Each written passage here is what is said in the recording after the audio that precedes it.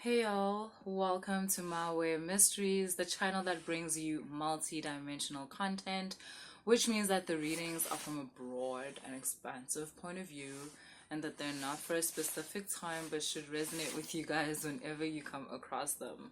So today we're doing a transmission from Archangel Michael, one of my faves, one of my favorite archetypes. Archangel Michael represents the part of us that is obviously sent forth by the divine, by the Most High, and it's about clarity. Michael brings clarity and precision within that clarity. So here we're talking about an intuition that is precise. We're talking about the ability to discern, which is the ability to figure out, like, this is right for me, this is not right for me.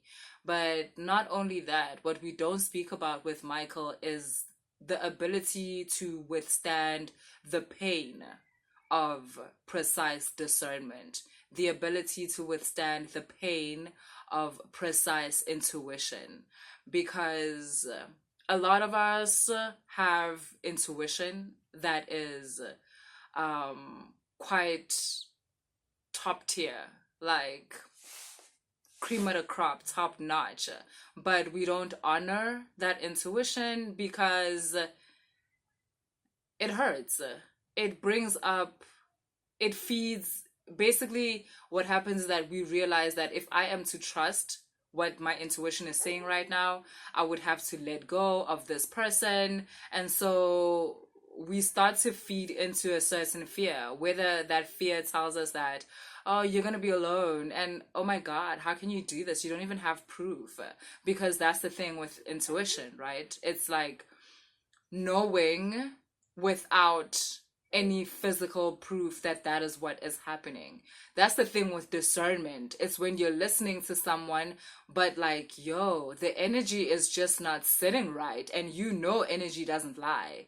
But the energy just doesn't sit right. It's not sitting right, and you just know that this person is lying to me, or this person is trying to take advantage of me, or this person is projecting their own fear or their own self-hate onto me.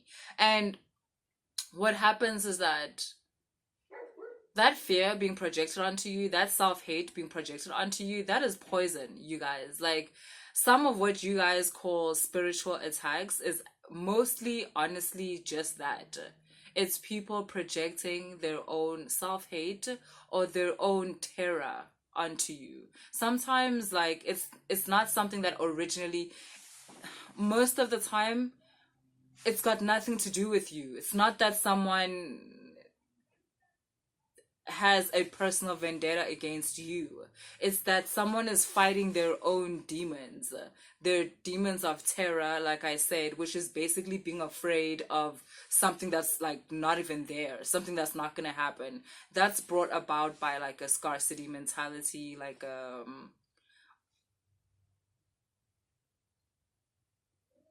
a state of mind that is lacking, that is within lack.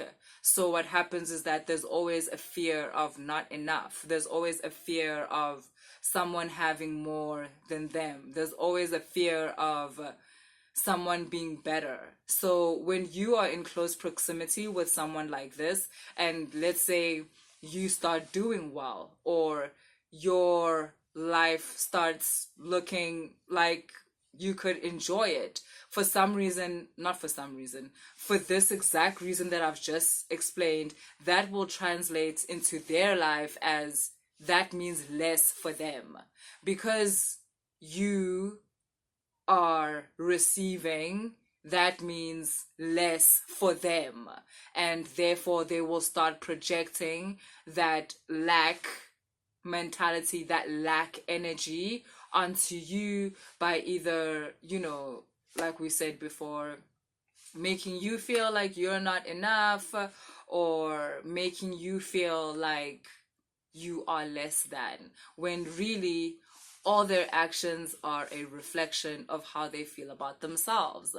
And sometimes your ability to discern and to cut through energy and vibration allows you to see that.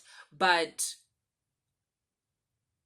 for example, sometimes the person that's doing this to you is very close to you. It can be a spouse, it can be a lover, it can be a friend, it can be a friend you grew up with. It can be, like something like that. And because the relationship is so close, you don't want to believe that someone that close would do that, because it would mean that you have to start taking steps to distance yourself from this person. And I mean, if that's your spouse, if that's your lover, that is a scary thought for you. You don't want to have to do that. So you end up betraying your ability to discern. You end up betraying your intuition that is telling you that this person is lying. Like, how do I know this person? Because the energy doesn't match. Like, what is coming out of their mouth and their actions and the energy around us, them, me, it's not matching right now. But you don't want to have to deal with that, because you don't want to have to deal with the fact that maybe your person is cheating again. Like, you don't want to have to deal with the fact that your person just lied to you again.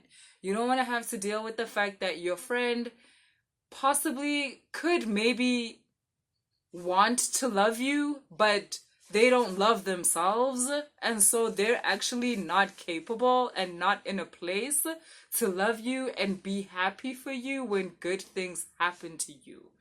And Michael is the archetype as an angel, as an archangel. Angel, basically helper, is the helping hand that assists us in these sort of situations.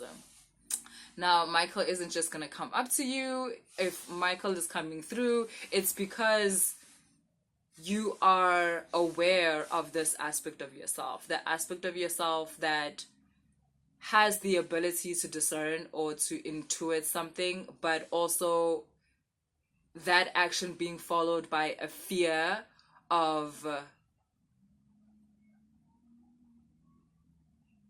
taking what you have found out and like moving through, like doing what you have to do after you find out what's what. And basically it's like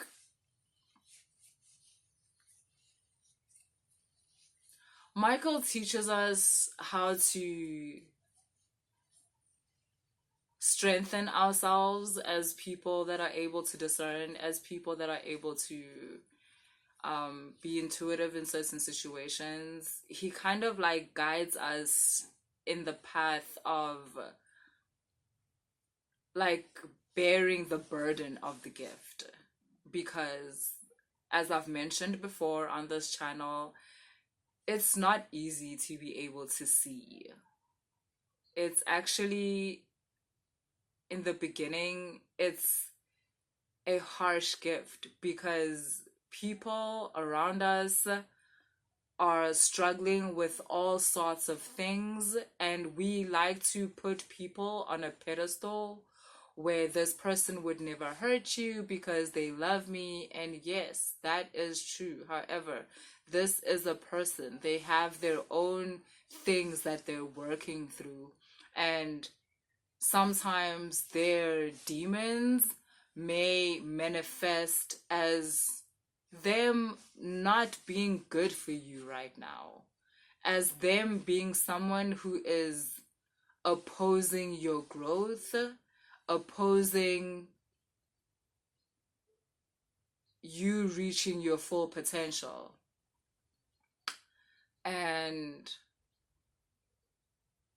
the power of Michael helps us stand up to that. It helps us stand by our gift and stand up to that which we are able to discern, that which we're able, the information that we're able to find when we are in a position of being intuitive.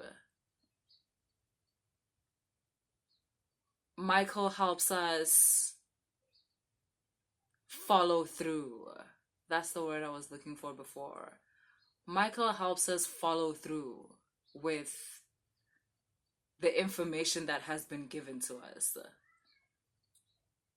Because to be intuitive about something and then to play dead afterwards, like basically act like you didn't feel that, you didn't see that, like it's cool, your intuition begins to become weaker and weaker and weaker. And that's because it's not being nourished, it's not being fed. You feed your intuition and your ability to discern by following through with it. That's why it came through for you. So that you can protect yourself in a certain situation by either moving out the way or standing up for yourself in a specific way. But when you don't do that, and instead, after the message or the whisper from your guides or whatever, or that little peek beyond the veil into someone's consciousness and the source from which they are acting towards you, if you ignore that and play dead, you've basically betrayed your intuition. You've basically betrayed the entity that gave you that piece of information in order to guide you through that situation. So why would they want to help you again?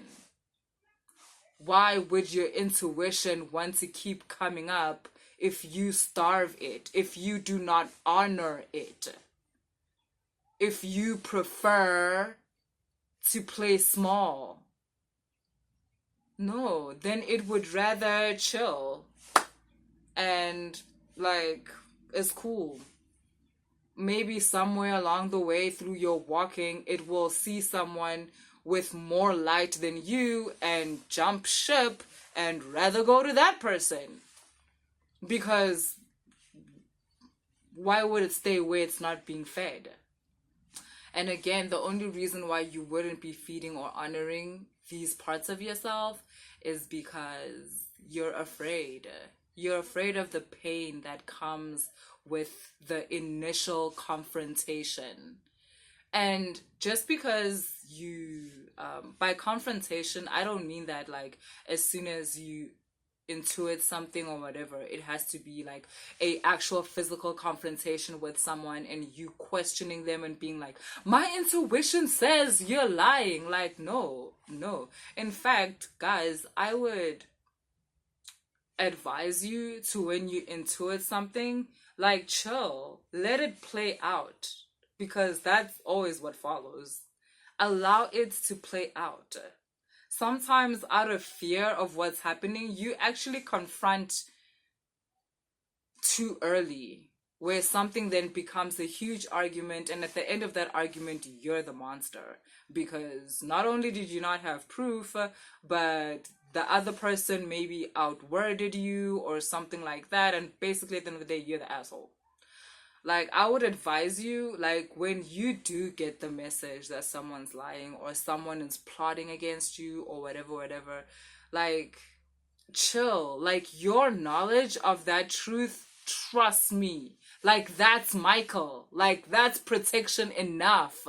Because already, ne, that's like, you're, like, already, bruh, you had to, being able to sit with that is the whole lesson in itself, because that hurts. Like, that's like ukwinya ilahle. That's how I always say it. That's what I tell people. Like, ukwinya ilahle bese uvume like ukuthi likushise yojo, likushise, like, hey, yazi ulize like ukuthi liyashisa, like uthule likushise. And then like kuzobona lento leyo, it will unravel even more and more and more, to the point where by the time physical reality confirms what you already knew, you no longer have to have that like fight or that argument, because yeah, now it's in front of everyone. But when you knew, like, you were able to discern this person's communication, their energy, and you already knew this was gonna happen. But the way in which life plays out, it does sometimes require you to like chill, kunyilahle, likshise, which is basically you understanding that you're possibly with the wrong person, or like, you know, this person, maybe they're good for other people out there, but they're not good for you. This is gonna drive you crazy. This is not watering the best parts of you. Instead, this is watering the lowest vibrations of who you are. And being with this person is you just further degenerating. And not just like in every aspect, like, but most importantly, your soul. Your soul is degenerating by being close to this person. By you sitting and understanding that, because sometimes we're not able to act on our intuition or our discernment at that exact time, and nor are we forced to. Like, you don't have to leave today, you don't have to separate from this person today, but that acceptance of what you felt, of what you discerned, that awareness of it, it changes you in ways that you won't see today. You'll only see on the day that you decide that, okay, now I'm enough, now I'm good, I'm out. That day you're gonna be like, where did I take that strength? But it's because you've been feeding your intuition, you've been feeding certain parts of you, and you've been allowing this archetype that is Michael to assist you through very hard times, through very challenging times, and feeding that energy that is Michael through believing yourself, through believing what you felt, through believing what you discerned. And then there's gonna come a day, there's gonna come a moment where now it is time for a confrontation and you've got all the words, or now it is time for that 10 of swords, like that 8 of cups. Deuces. Let's pull some oracle.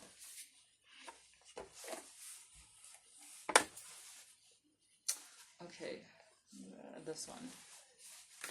No, this one.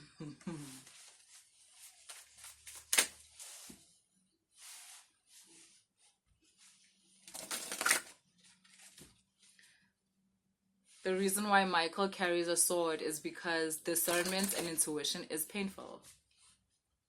It's literally him almost like cutting out certain parts of you that are no longer necessary. And after surgery, like, you know how it is, you gotta heal. So, yeah. Yeah.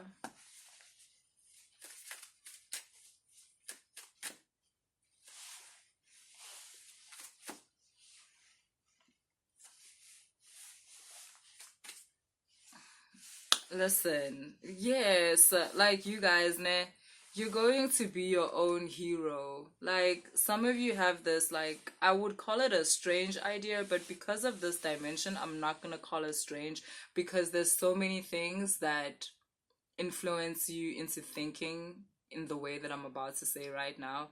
A lot of you have this thing where you're waiting for someone to save you. Sometimes you're even waiting for the same person who's hurting you to save you. How? By them miraculously not being who they are showing you that they are, and, you know, somehow changing overnight and then coming to you and validating all the pain that you felt and basically saying how sorry they are and how blah blah blah. Guys, no, like, listen, fam, that's not gonna happen. And the day that person does that, you better discern that that motherfucker is a liar.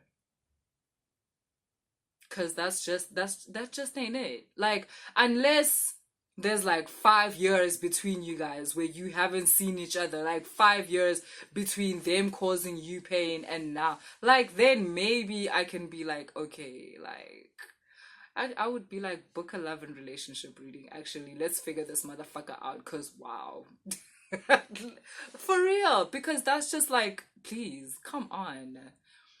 Y'all are literally waiting for the same person that hurt you to save you. Like, boo, it's not gonna happen. And okay, fine. Oh, was ist das?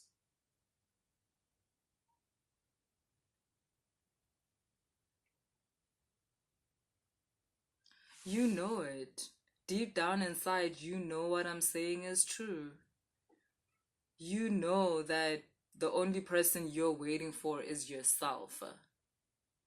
Njengoba umile laphaya in a relationship or a friendship or whatever ship that doesn't satisfy you, you're just waiting for yourself. You know that. Anyways, the good news is that yourself is coming through for you. Obviously, this is like a higher aspect of yourself that has been paying tribute to your discernment and to your intuition. And like, it's about to pay out, basically. You're about to get the dividends of believing yourself and believing in yourself. As painful as it is, you're having to separate from the person that is so needy of an abusive person's validation.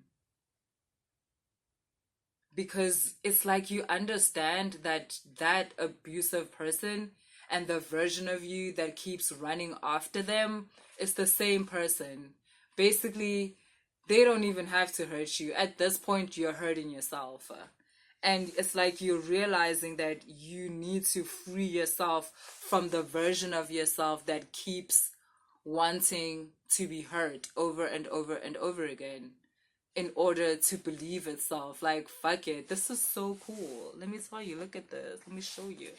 It's like you are rising into the higher version of yourself. You're rising into your higher self. And as your higher self, you are releasing, oh my God, you're releasing yourself from this situation.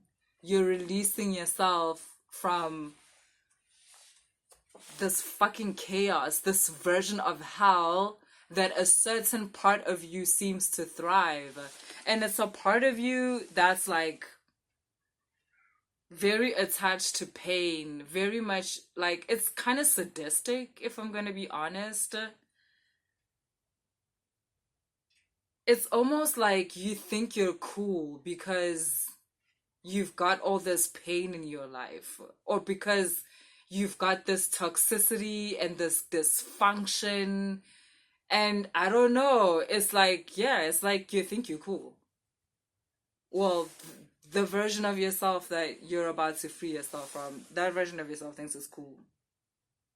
That is in a toxic relationship. Bitch, what the fuck?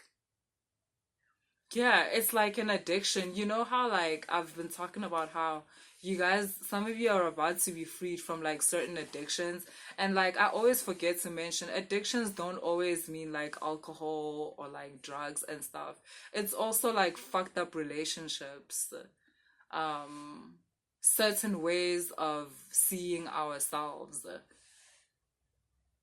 There's a lot of you that feel like, who am I if I'm not in this dysfunctional situation? But like I said, through archetypes like Michael, because you might not like resonate with Michael completely, but he basically in this reading represents entities like what I've described. But for me in this reading, like, the face of those entities is Michael. Like through honoring your higher self, basically, you've strengthened your higher self to a degree where it's pulling you out of these situations, which is a long way of saying that you're pulling yourself out of this like situation. It's self-love, dude. This is actually quite beautiful. Like, what? This is gonna change your whole life, if I'm gonna be honest. It's gonna change the trajectory of your life, like drastically. It's almost like you've been harboring this self-love, like outside of the shadows, so that like nothing degenerate within you could get to it and like, harm it or whatever, while you were still doing degenerate things, while you were still doing toxic things, until like this part of you got strong enough to basically outweigh the chaotic part of you. Yeah, there was like a part of you that enjoyed being weak, enjoyed being manipulated, being taken over.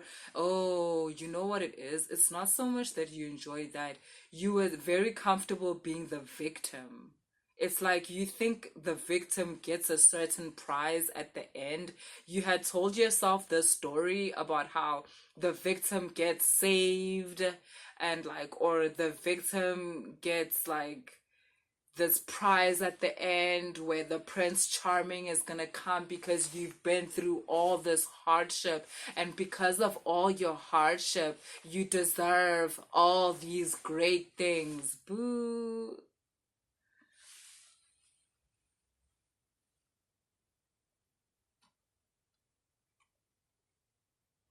This shit is serious. Like, you might need some therapy, because like you don't need to book readings. Like, I don't know what's up with y'all. Just book a fucking general energy reading, because, like, this is deep. Like, this has roots in your childhood. You saw someone else act like this, and I don't know why you believe this story, because that person also didn't get, like, a prize at the end. They were just a victim. They're still a victim now, and you thinking that you were gonna walk through this path and you were gonna get some prize in the end, or you were gonna get chosen somehow in the end. By what? I don't know.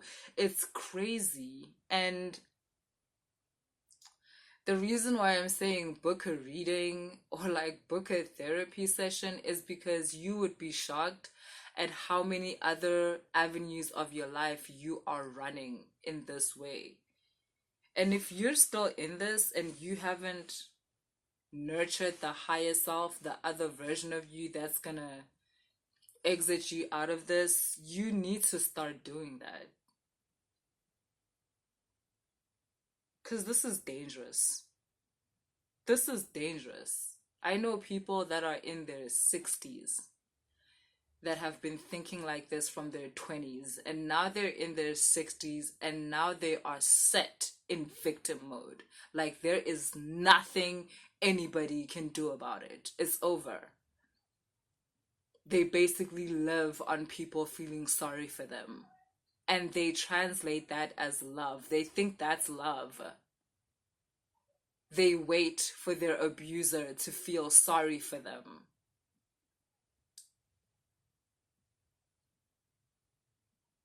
This is not living, you guys. This is not life.